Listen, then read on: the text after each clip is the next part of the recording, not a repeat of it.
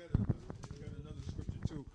In the book of Matthew 3 and 8, because John the Baptist, this is his attitude, beginning at the 7th verse, Matthew 3, 7 to 8. It says, "But when he," meaning John the Baptist, "saw many of the Pharisees and Sadducees come to his baptism, he said unto them, O generation of vipers, who have warned you to flee from the wrath to come? Bring forth," that's what you're going to bring, Gehenna, to your Passover, nothing but a generation of vipers. Well, he's a viper anyway, He's man. the king Vipers, viper. Yeah, He's the king he's the snake. king viper.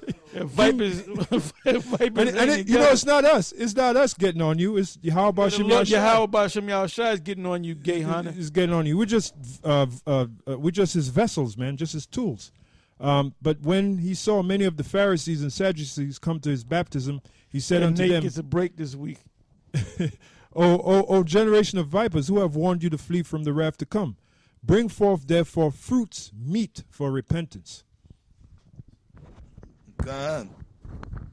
Yeah, well, he did say it in that interview with the what's the name of that group?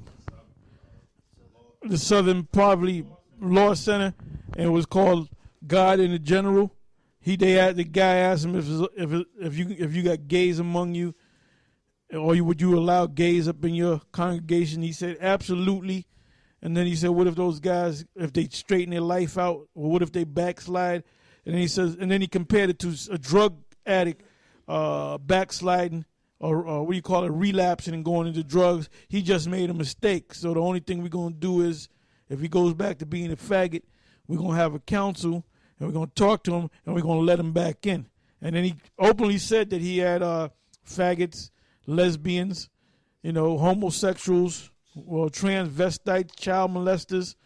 He had all that in the school, but guess what? He still got all that in the school. Because once a homo, always a homo. Okay? So, you can't say, I'm gonna forgive you for being a homo as long as you don't do it no more. And but he goes out and does it, and then you accept him back in. Well, you know what that makes you? That makes you the king of all homos, man. You giving them a license to be a faggot and a lesbian, man. And and degenerate Johanna, your death is going to come. When your death comes, when the Most High brings the judgment against you, man, it's going to be terrible, man. And you are not a man of the Lord. You're a grimy nigga. You're a goddamn shyster. You're a low-life scum bastard. You're the gum at the bottom of my damn shoe, nigga. This is Proverbs chapter 30, verse 12. There is a generation that are pure in their own eyes, and yet is not washed from their filthiness. There is a generation, oh how lofty are their eyes, and their eyelids are lifted up. There is a generation whose teeth are as swords, and their jaw teeth as knives, to devour the poor from off the earth, and the needy from among men.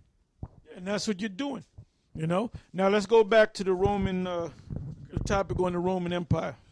Yep. It says Roman senators were selfish and self-absorbed, determined to hoard the huge wealth of the empire, and determined to promote empire to enhance their wealth even further. The common people lost all power and were lucky if they had enough to eat. They were the humiliores, literally the humble, as opposed to the honestiores, the honored. So you had the humiliores and the honestiores. And that's what you have now. You have the super poor, the dirt poor, and the super rich. Mm-hmm. The honored. To learn how this happened, click on Brief History. Our CEOs and the well-connected may even style themselves after those faithful senators, the ones who presided over and helped convene in the fall of Rome. The Roman Empire fell because it was bankrupt by its leaders. Well, look at the red ink, now budget deficits, trade deficits, a huge national debt that tripled when George W. Bush took power, and has now grown even faster under Obama. At least the deficits Obama is running now might prevent further economic catastrophe. If the bailout funds aren't all stolen by the high flyers, and if the bloated financial system is radically reformed, what are the chances? Should I go to the next one? This is Proverbs 28:8. He that by usury and unjust gain increaseth his substance, he shall gather it for him that will pity the poor. Yeah, that's right. The next article is entitled Disturbing Similarities Between the Fall of Rome and Today's America. Now, this is dated March 18th, 2011. It says, my specialty is American history, but graduate school forces you to learn other branches of history as well. So it was not any great struggle to teach Western civilization. Still, when I do teach a class outside my concentration, I spend some time reading recent scholarship as well. If a student asks a question beyond what the textbook covers, it helps to be sufficiently well read in the field not to look stupid.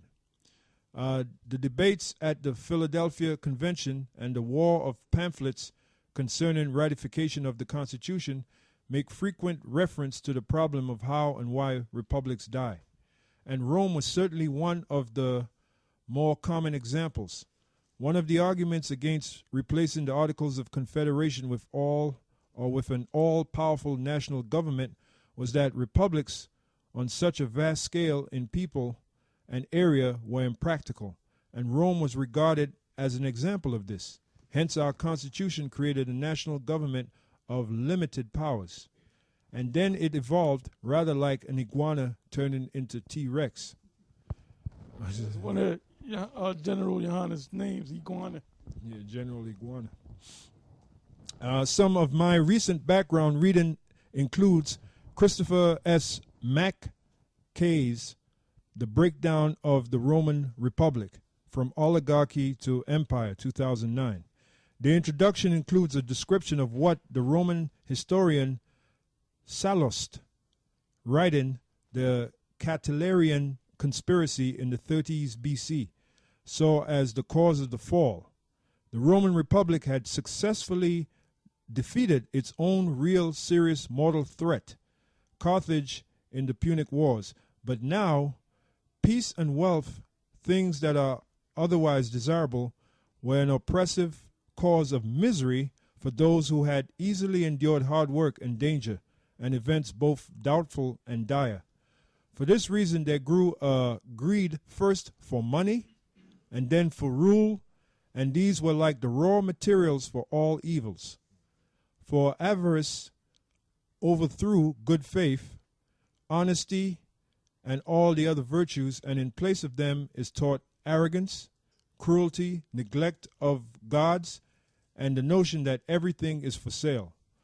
Self-serving ambition forced many men to become false, to consider their friendships and enmities not on the basis of fact, but of advantage, and to keep their countenance good rather than their character.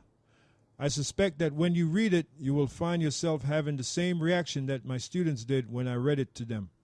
Does this sound familiar? It seems like an awful lot went wrong when the last existential threat to our existence, the Soviet Union, quietly went out of business in 1991. There are other disturbing parallels. Roman law provided for divorce, but some accounts from the very beginning of the Roman Republic in 509 BC, but it appears to have been extremely rare until the last several decades before the Republic's collapse.